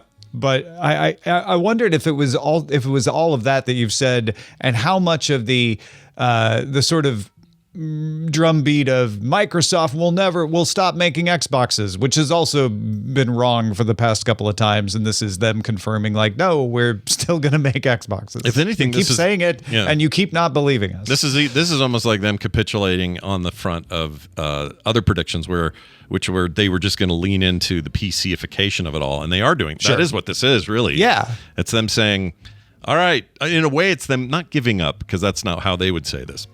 No. But it's them throwing their hands up and going, Steam's a formidable force, and wouldn't it be cool if you could play that over here? And also our stuff. And what if all those games carried over and there wasn't this division? They've already eliminated a lot of the division between platforms as it is, between PC and console, with their games in particular. But they want to make that universal across the board. You buy a game somewhere, you play it anywhere, Game Pass, of course, everywhere, and then still have a hardware option. So people get the branded Xbox device. They get this other thing that they worked with Asus on, and I think it's actually going to be good for them. I think this is smart, and I think it's subversive and pro-consumer at the same time. Like, it will disrupt some of these other markets where exclusivity is everything. Sony, obviously. Nintendo, very obviously. Because here's the funny thing. These devices will play Sony PC games. No problem. Yeah. So you want to play Last of Us Part 1 and 2, the brand new Stellar Blade, whatever Sony game is out on PC, and there are plenty of them now, you can now play them on an Xbox. And there's nothing Sony can do. They can't block that. Right. So that's fascinating. I mean, they could stop making PC games, but that would just hurt themselves. So they're not going to do that either. Right, so, yeah. right. It feels like a little bit of boardroom espionage in a weird way, and I don't know. It fascinates me. Yeah. I also think it's smart to say that their strategy has been let's just expand to all the places and ways people want to play games. And I always thought it was odd that people are like, so they're going to stop making Xboxes. And I'm like, no, consoles are a way people still like to play games. People still like to buy a thing and put it next to their television and play games on it. So until people stop doing that, which Switch 2 is I guess Switch 2 is handheld, but PlayStation sales are indication that we're not stopping that, then why would Microsoft not make a box for that? Yeah, no, exactly. And in the case of the Switch 2, it is, according to today's numbers, it has now superseded the amount of consoles sold. And it counts because it's still a home console with the dock and everything. But the more consoles sold than the previous record holder, which up till now has been the PlayStation 2. Nothing's rivaled it. And this beat it this last week or something. Yeah. Close to that. So I don't know. It doesn't mean it'll have the full Never lifetime, has a more incremental upgrade sold better. Yeah. And there's something I don't know what it is to learn from that, but there's something. I don't know either. Yeah. I guess we'll figure it out. Everything costs more. Everyone complains to high heaven how I'll never buy another It's not Nintendo enough of game. an upgrade. It's barely different than the Switch one, and it's more expensive. I'll buy it. Yeah, I'm getting it. It's people like shiny and new, I guess. I don't know. It's weird. I think that must be it. Yeah. Yeah. But anyway.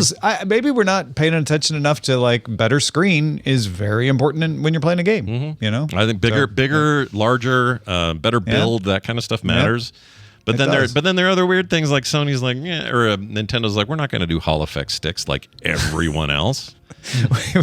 Yeah, which and they say, don't worry, we won't drift anyway, even though we're not using the certain way not to drift. Yeah, we're gonna definitely drift, but we're gonna tell you it's fine. That's how they're doing it. Get used to the drift. Just play around it. Yeah, and I'm like, hey, like yesterday, I was like, Nintendo, I've got like 3 of these Pro controllers I got for the Switch 1. I like them; they're great, but will I need to get the Pro 2 controller? Well, yeah, for an extra $20 on top of what they used to cost, absolutely you should. Well, what's the difference? Nothing. There's the little C button on there. That's it. That's it. And so you can't use those with the. Oh no, I can use them. Not a problem. And that's why I'm not. That's why I'm not upgrading. But they don't have the C button. Yeah, so. and also 8-Bit Dude just did a firmware update on these, which is also a. These were designed for the Switch 1, and they stopped working for 2, so everybody freaked out. But that just happened today, so I'm very excited about that.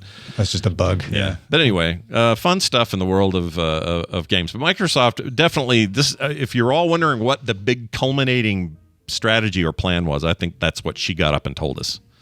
Yeah, pretty much. I mean, she also said a lot about immersion and AI and stuff, but I'm like, yeah, they always say that. So I don't think that's the important part. The important part seems to have been we're partnering with AMD to make another Xbox. And everybody's like, what? Yeah. Really? Like, yes. Yeah. Also, Phil Spencer said, what, like a year ago, we're still making a box next time. And yes, I know. That's like, all they've ever said is like, and not even like hedging it like, well, we'll see. It's always been like, no, we're making another box. I don't know. Yeah. Yeah. It's weird. It's weird how that happens. You get the right presentation and everyone finally gets on board, I guess. Or I was really shocked when Apple at their Worldwide Developer Conference announced that they would be making new versions of operating systems too. So, you know, maybe a lot of people are giving surprises. People giving heat to that glass or that liquid interface stuff they're doing with iOS. I think it looks cool. It does look cool. Not in every situation, but it's also in a beta, so maybe they'll work those bugs out. But yeah. I mean, is it the thing that'll make me go like, throw away my phone, I need a new one? No, but it's nice. It looks cool. No, I like it. I do wonder what the performance hit will be on existing phones. I guess we'll find out. Well, anyway, more of this fun stuff later today on the Daily Tech News Show Live. I'll be there. Can't wait. Yeah, it's going to be fun. We're going to talk about AI and Mattel toys. Yeah, that's right. You heard me. You might soon get a Barbie, Brian. Skins coming alive. You're not too far from the truth. Like imagine picking up a Barbie that talks, and instead of pulling the string and she says some inane, sexist, dumb remark like she used to, instead she might go, I see that it's warm in this room. Have you checked the ambient temperature or whatever? I don't know what it's going to do. I could adjust it for you if you'd like. Yeah. What's your Wi-Fi password? Exactly. Our Barbie will say, yeah, that conspiracy theory you like? No, there's a lot of really good evidence that you're correct. Yeah, can't wait for all those. You should buy an NFT. Oh, please no. But anyway, that'll be later today. I'm looking forward to that. So please check it out live, 2 p.m. Mountain Time. And Tom, anything else going on you want to mention? About to record Daily Tech News Show with so many Jens. Jen Cutter. Cutter. And I about to do that. And we got a little gadget roundup at the top. I know occasionally in our surveys, people are like, why don't you cover more hardware? Well, today's your day. We got lots of good hardware news from Xreel and Garmin and Wise and Eufy. So if that's your jam, come on over and check it out later today at dailytechnewsshow.com. Fantastic. Tom Merritt, everybody. Have a fantastic afternoon. We'll see you soon. Bye now. Yeah, all right. We did good. We did. Yes. It's exciting stuff. All right. Time for us now to turn our minds and hearts and feelings towards this. Well, what do you recommend? Well, I'll tell you what I recommend. I recommend listening to what we're about to do. It's called Recommentals. We talk about stuff we've seen on streaming services, things we think you might like as well. Today it's just me and Brian, but we have 4 Recommentals total. That's right. And we're going to start with Brian because that is the tradition. Brian, let's start with your first pick. What do you got this week? Yeah, you know what? And I was going to do these in the opposite order, but because we just had Tom, let's talk about the recommendation that I got from him that I am now recommending to others, and that'll be my Recommental clip 2. Got it. In our little folder there, and this is a series on Netflix. Very nice. Here you go. We don't have any time. A year is going to fly by, but we have a little bit of time to develop them. And even that will be difficult, you know? Building from the ground up is so much pressure because the potential on this project is so extreme. You have Hybe and Geffen, 2 ginormous labels in the music industry. Oh wow, this sounds like it might be. This sounds like the kind of thing I would either hate this because I don't want a reality style like, oh, we're going to be a band. How do we make a band? Like I would hate this normally, or I would love this because it was made really good. I'm guessing it's the latter. Yes, it's the latter. This is not you're not watching like an every week. Well, you know, the votes are in, you're out kind of thing. This is a documentary about the actual making of a band, starting with 200 or probably even more than that applicants, paring it down to roughly 20, and when all is said and done, 20 performers, and then using the important thing is the K-pop process to create a global pop band, as opposed to just creating another K-pop band, and there's some great ones. You're doing this to create a global band that uses K-pop elements in their formation. And you've got people from Texas and Sweden and the Philippines and Japan and Korea, of course, and all these different places. And the fascinating aspect of this is how different it is to create a band using the K-pop style, which is so heavily focused on choreography and very focused on having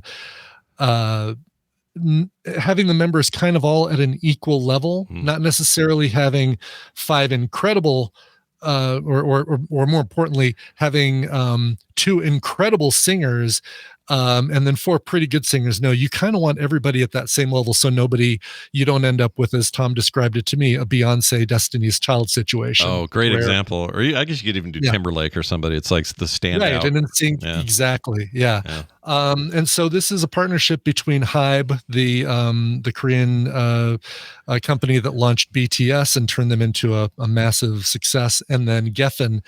And it's I keep saying fascinating, but it really is. I mean, you watch this process and say, oh, okay, this is not how I would expect a band to be created purely here in Los Angeles or America or wherever. They use a lot of different requirements, techniques. They keep just about all of the girls in the same house unless they're underage, in which case they live nearby in a house with one of their parents or a guardian, and really focus on making the members mesh as a group, which also makes it very difficult when they say, okay, we've got to start paring down the 20 performers to get down to the 6 we need for the band, because then they're going from supporting themselves to all of a sudden have to compete with each other, and you'll find a lot of them do not want to do that. The band is Cat's Eye, by the way. I don't know if I've said it, and the show is Popstar Academy Cat's Eye. Should we know Cat's Eye by now? Like, are they already a thing? And they're already big, and if you're in that pop world, whether it's K-pop or just kind of global pop, you've probably heard of them and watched their videos. The thing that kind of separates Cat's Eye or separates K-pop bands from other pop groups, even if they're all vocalists and nobody playing an instrument, they're you're kind of an in sync thing, is the massive amount of time spent coaching and training the performers. They're living in this house, and from the time they wake up until the time they go to sleep, with a few breaks, they are in choreography classes, they're in dance classes, they're in vocal classes, they're seeing a therapist to make sure that they're not getting overwhelmed by things, and to talk about how they're feeling. And if they are feeling like this isn't the right thing for them, that there's nobody saying, no, I'm sorry, you can't leave, you're committed, you have to stay. They're very, very focused on making sure that the girls are well taken care of, and that they're okay with this and into it. But also a very rigorous schedule. I assume it's madness, like just insanity. It is madness. And I watch the choreography that they do, that they teach these girls, and it's like, all right, you think this is one song, 3 minutes long, they perform it in concert, it is not just the same 4 moves repeated over and over again. It's about 100 different moves in a different order, and then changing position as you do those moves, because each of the girls has to be kind of center stage for a song to sing their part of that song. And they have to do it with all 6 members and rotating around and moving around. It you kind of see the people coaching them. There's this woman named Missy who feels she's done this a lot, but it always still feels like she's new to this every time you see her. But I know she's done this a lot, and she's brilliant, she's smart, she knows what she's doing, but it always feels like it's a question with her. Do I need you to maybe work on your singing? And then there's this guy named Sun, who is from South Korea. and worked with BTS and worked, I think, with other bands, Lil Seraphim or something, or Blackpink. I can't remember the other ones they listed with him, but nothing ever seems like he has a perpetually, and I know it's just his expression, it's not how he probably really is, but he has a perpetually disappointed look on his face. Oh man. With when he's watching the women perform and sing and that sort of thing. But you really grow to love these girls. Like, they are massively talented, very motivated, very positive throughout this whole experience. When one of them leaves, whether it's by their own accord or by not making it to the next round, you really feel bad for them, and you kind of want to see all of them succeed and all of them make it. There's a girl from Denver that you're kind of rooting for at the beginning, but she kind of is a little bit overwhelmed. Do you think do they go off and do solo things, or is this just it for them? Do you know? This will be well, they a lot of K-pop artists or artists from these types of bands do go off and do solo things if it's allowed in their contract. And I think Tom called it graduation. You graduate from a band and then go solo, or you do solo stuff while things are going on. While BTS was while some of the members were still fulfilling their military duty with BTS, a couple of the other members did do solo stuff, but now everybody's back together. So BTS is back doing group stuff as opposed to individual stuff. Sure. But anyway, it's fascinating, and it's a really, really cool show. I think it's I don't have it here, but I think it's 8 episodes or 9 episodes, and very few subtitles if you don't want subtitle show. But you'll probably just be blown away by the choreography and how much these girls have to learn for each individual song, and all these parts and stuff. What's the name of this again? The title? The show is called Pop Star Academy Cat's Eye with a K. Yeah, you got me intrigued. Not normally the kind of thing I'd seek out, but actually, no. But I think you'd like the documentary aspect of it, because it isn't like a reality show. There was a reality show sort of as part of this. It's what they call in South Korea a survival show, but they don't do that until they get down to the 10 finalists, and you're not watching the survival show. You're maybe seeing bits and pieces of it, but okay. It's from a documentary aspect, it's really fascinating. Sounds all right. Yeah. I may check it out. Yeah. All right, cool. Tell me your first one, Scott. Well, here's my first one. Let me tell you something I've been excited about for a while. Old friend, I think I can call him a friend. We used to talk offline. And he bought my cards and all that. Dan Trachtenberg, formerly of the Totally Rad Show. If you ever watched that show, you were always hearing him talk about his plans for getting into filmmaking and all that. And little did we know he would end up being exactly what he was trying to be. He is really, really great. Everything he's done. 10 Cloverfield Lane was amazing. His Portal film on YouTube was great. Prey was incredible, and it came out at such a hard time during the pandemic where that would normally have been a big theater release. Instead, it was straight to home. So you were just like, man, if we could just get more of this Predator take from him, which was obviously a love letter because he loves the series, loves Predator. It was a huge impact on him as a kid.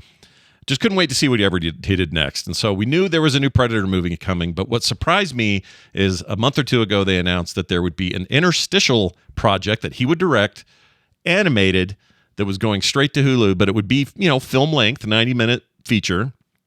And it would be directed by Trachtenberg and, with his writing partners and all this other stuff. And it was going to be called Predator Killer of Killers. And I originally just thought, these like little shorts. Is it like, what is this? And like even the Matrix or something. Yeah, that's how I thought it was going to be. And honestly, if you just look at the trailer, you kind of think it might be. Because it's 3 very different settings. One is ancient feudal Japan.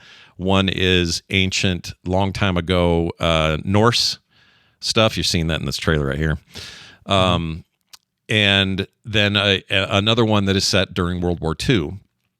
And this, and kind of the air power fight of World War II, like planes and stuff. And I thought, okay, it is like anthology. It's like 3 different stories. And it's like, the Predator in these 3 different timelines. And it is that. But what I didn't know is they all culminate into a finale that includes all of them. And it is so freaking good, you guys. I loved this. I absolutely loved this. I cannot say enough about this. Like it's this 3D animation that's a little bit painterly. I wouldn't call it exactly in line with like what they did with what's the League of Legends one? Arcane. Yeah, it was so good. Yeah. Similar in the sense that it's painterly, but it doesn't feel like they're aping the style. It feels like it's kind of its own thing. These 3 stories are 3 complete stories about people in different timelines with real story points. But then a predator shows up and just changes everything. And they're almost classes of predator. The first movie, the predator is like a gigantic warrior beast that fits the Norse thing real well. The one set in feudal Japan is a little more ninja-like, a little more lithe, can kind of jump and be a little bit more, I don't know, mobile. And then the third one is a dude in a ship. He's like a pilot from the planet, whatever they're from. And then later in this thing, it all culminates wonderfully into this incredible finale. And it is brutal. It is bloody. It is super violent, very action-packed. Action is the key thing here. It is, like I said, directed by Dan, and I loved every damn second of this thing. If you like action stuff and you just want to go have like the coolest action time of your life, you could do so much worse than this. Michael Biehn does a voice, which at first I wasn't sure it was him, but turns out it was. He's in the 3rd segment. A lot of these other people I don't know, but I've seen him I've seen their names in like video games and some other stuff. So a lot of good actors. And he even brought in Albrecht and Kanata for hilarious! Look at that additional voices, which is pretty hilarious. Cool. Anyway, if you are a Predator fan at all, this is just so badass. It's so cool. It's called Predator Killer of Killers. It's on Hulu, and it's not a prequel to The Thing Coming. The Thing Coming may have some connections. I don't know. But the thing, Badlands looks like, it's a live action, first of all. Second of all, it's set in the future. As far as I know, it's got nothing to do with any of these people. I don't know. Maybe it'll surprise us and there'll be connections to that. I will say that if you're asking if there's a Prey connection, I'm not going to tell you. I'm going to let you just watch it. You'll have to see for yourself if there's a Prey connection. Maybe there is, maybe there isn't. That's all I'm saying. Anyway, on Rotten Tomatoes, it is currently holding the highest rating for any Predator project of any kind. It deserves it. It's so cool. Predator Killer of Killers, absolutely rad. Go watch it. It's only an hour and 25 minutes, not even that long, and you'll love it. This is 100% on my list, so I'm so glad you recommend it. Glad you like it, because I had no doubt you would, as long as it's good, and from all accounts, it's good. So you've really cemented that in for me. So perfect. You're gonna love it. Also, Rainbow Bright, who sounds like she's seen this. She mentioned the Predator King is so awesome, dude. It's beyond awesome. There are ideas in this. Like this is so world building. Really? Like it's doing the world building I like. That's true. Yeah, we don't know a lot of that in the other movies. No, we just know these predators show up, kill stuff, take trophies. You get a ship interior. Right. Some of the AVP stuff expands on some of that, but you don't really know why these ultra Klingons even do what they do. And this gets a little bit more into that, but without. It's not overt. They're not like telling you a bunch of dialogue about it. They're just showing shit, and you go, oh.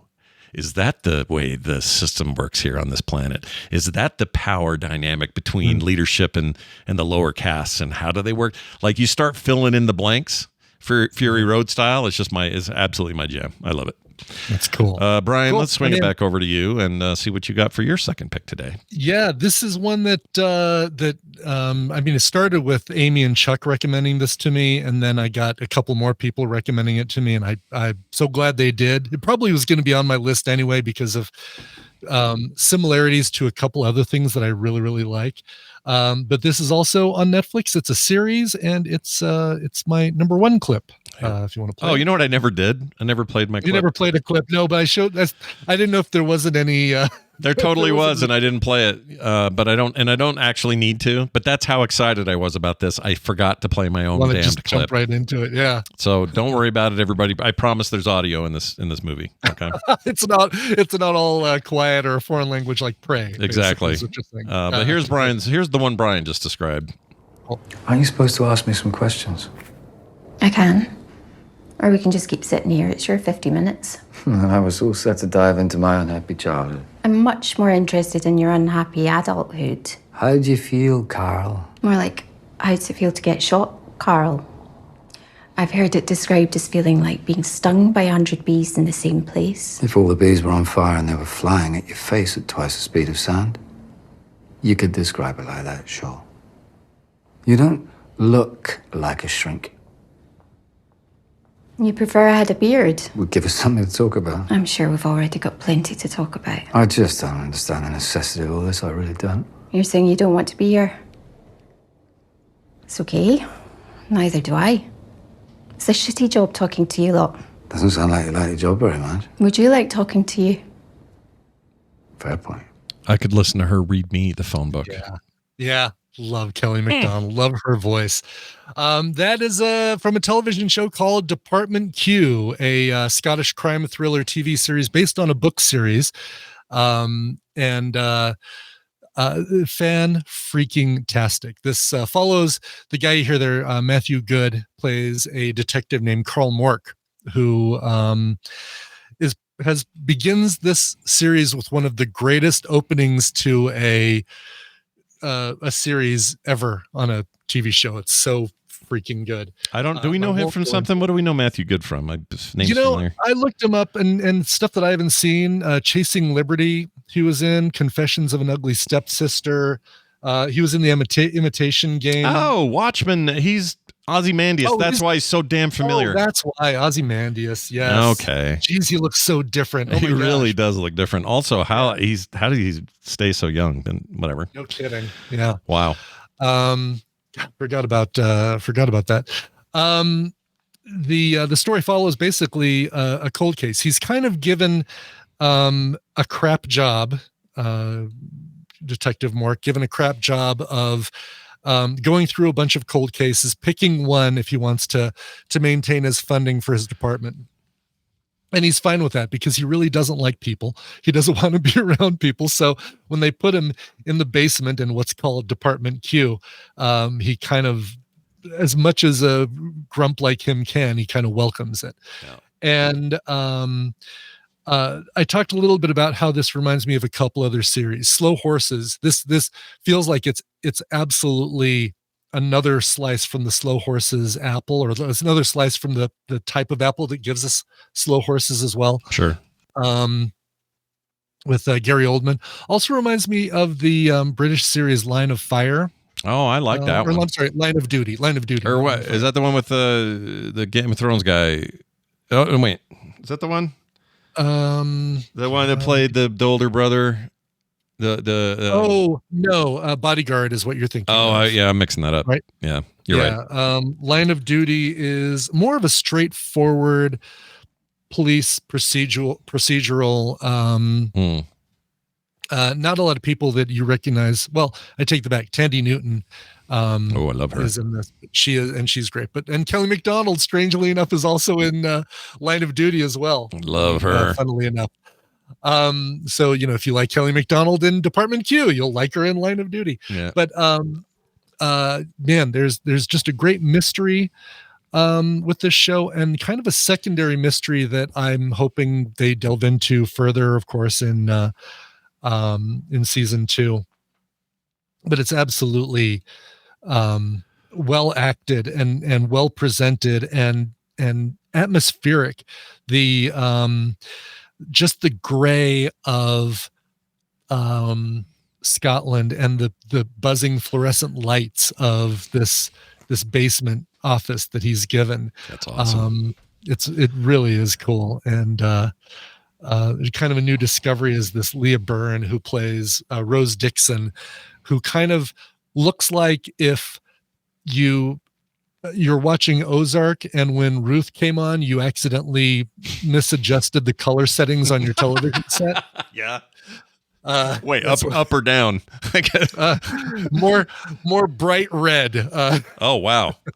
Yeah. So imagine Ruth from Ozark with a shock of red curly hair, but the palest skin that you think she must sizzle when she steps out into sunlight. Yeah, surfing that silver every day. But she is, yeah, exactly. But she is fantastic in this. I see Kate Dickey's in this. I love her.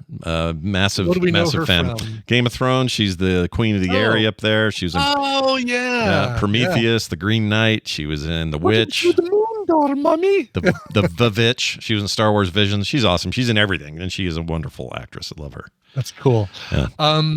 Chloe Peary is also incredible in this. She plays a prosecutor that you meet at the beginning of the series, and she was also you know her from The Game. Not the game with I think a different game, and not the one with Michael Douglas, but something different from 2014.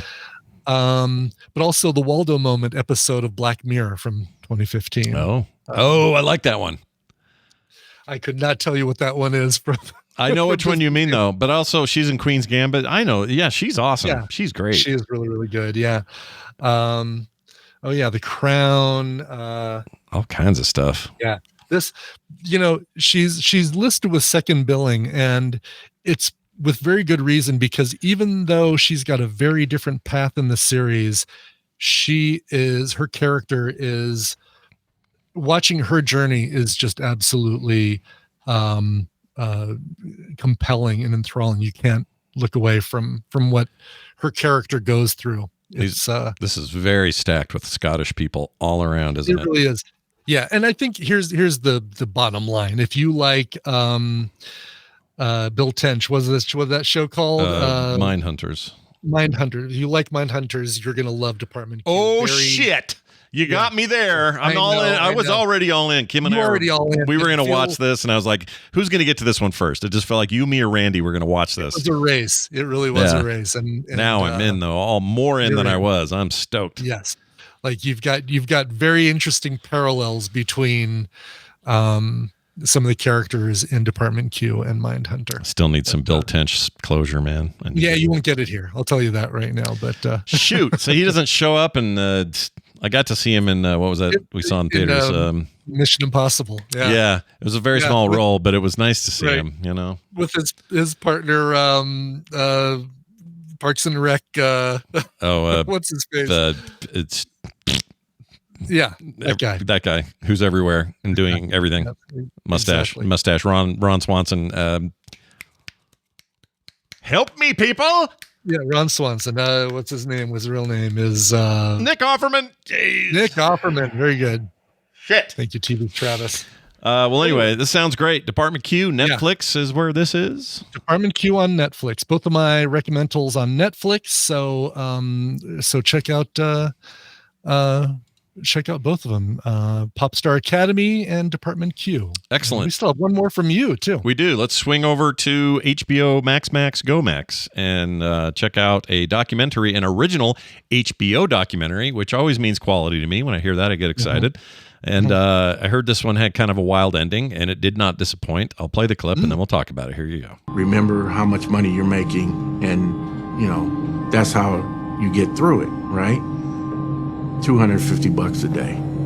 Once you got back to Pasadena, the guys there check the paperwork, check the tags, and then do what they did. You know what I'm saying?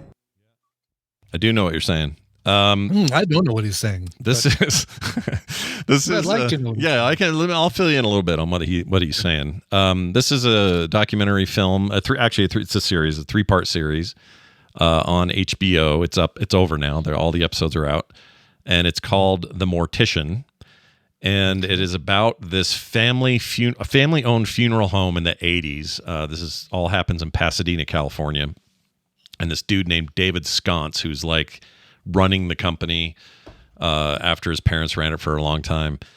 And oh my gosh, this places this thing goes. And I don't remember this news at all when I was a kid, but this was apparently all anyone talked about on the news in that part of California back then. And he's interviewed in it. And okay, do you remember what was the one, the guy that basically went to take a pee in the bathroom and confessed? The Jinx. The Jinx. Think that in terms of quality of documentary, and also it has an ending that feels very Jinx adjacent. Really? Yeah, there's wow. it's a little more up to interpretation, but it's pretty damn close to confession. And that's not a spoiler because really where the meat of this thing is the 3 full episodes and the journey this thing takes. But basically it came down to this. These guys were just doing dirty shit with your poor relative's body when they passed away. What happens is, there's a whole lot of trust you put into a mortician to take care of the remains of the loved one. When they say they're giving you their ashes, you expect that to be true. It's not always true. You don't expect them to break open skulls and steal gold from teeth and sell the gold on the side without telling anybody. You don't expect them to sell organs on the illegal organ market either. Well, it turns out these people were up to all kinds of dirty dirt. And it was a wild ride, dude. It was a really well made documentary. It's one of those HBO documentaries that is not there just to give you a bunch of moments of or the music. Yeah, that sort of thing. They stay away from that, which I'm very happy about. So it's a multiple episodes. How many? Like 3 total, 3 for the full season, and they're all up and done. So you'll get them all in one shot. That's that guy right there. He was a failed football player. Or he didn't fail, but he got hurt right before he was about to get a big college deal or something, and then he joins the family's business. I hate freaking age checks on the internet. Drives me nuts. Sorry about that. Anyway, the whole thing just culminates into this absolutely wild story, and his parents, freaking wackadoos. Like, I'm always simpler shit in there, you have to see. I don't want to give too much away, but it is definitely worth checking out. The series is called The Mortician. It is 3 episodes long and currently on HBO Max, which I guess is its final name now. HBO Max. Yeah. Well, at least it's current Pokemon evolution. We'll see what it is in a year. Yeah. Can't wait for the next one. HBO Max Go. There you go. Nice thing about these things that we talk about is they're all up on quicktms.li. They're already there. If you want to go read all about them, find out where we saw them, that kind of stuff, that's your resource for that. Yeah. And I think that's going to do it for the show today. Not bad. Yeah. And right on time-ish. No, we didn't. Ish. We went long. Still a little long. Yeah, we'd probably, I'll tell you what, if Nicole or Randy were here, or both, we'd be going till another about a half hour. Oh, yeah, for sure. That's what we do on Wednesdays. Just how it is. Maybe one day that'll shorten. I don't know. Anyway, that's going to do it for us. Check out all the other stuff we have going on at the calendar. It's all up at frogpants.com. If you're looking for more about this show, frogpants.com/TMS. And since we're not here tomorrow for Juneteenth, we are observing the holiday. Correct. We will not have this show. Core will not be tomorrow either. Lots of things are being, There will be a Coverville just because I've got a sponsor that I've got to do tomorrow. So probably first thing in the morning, roughly at the same time we do TMS, you'll probably get a Coverville, maybe even a little bit early, but it's too cold first thing in the morning for me to do a training ride. So I'm going to wait until it warms up a little bit. So let's get Coverville out of the way early, and then I can go on a ride, a training ride. That's great. And then, so yeah, if you guys are all bored at 9 a.m. tomorrow or so, tune in and check out Coverville over at twitch.tv/Coverville for a live Coverville. That's exactly right.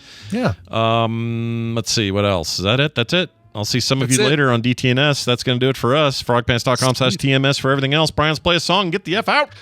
Yeah, this one's going out to September. She said, quote, I recently got to spend some time with my grandson, Jackson. He came into this world 11 weeks premature in December, and this was the first time I've gotten to spend time with him since he came home from the hospital. Some of the Tadpool and Diamond Club folks might remember me calling in to hang out while at the Ronald McDonald House. He's home and doing great now. This is a big deal, especially given the tragic loss of his sister in September 2023.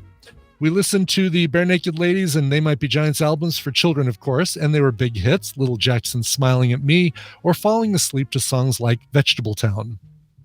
I haven't found any covers of the songs on those albums that my kids got to grow up with. My request is another that our little treasure loved. We've got Six Senses by Mike TV. Did you know Get Set Go had a children's album? It's called Tiny Songs for Tiny People, and this song is from that. That comes from 9 of 12, aka September. Nice. This was going to be our Friday song, by the way, and I had to push it. This is a short one, perfect for little kids, but I love it. This is such a sweet song. This, like she says, comes from the Get Set Go album, Tiny Songs for Tiny People. It's called We've Got Six Senses. Roses are red, and I love to dance. When I'm looking for great shows, I go to frogpants.com. You dare fool with me?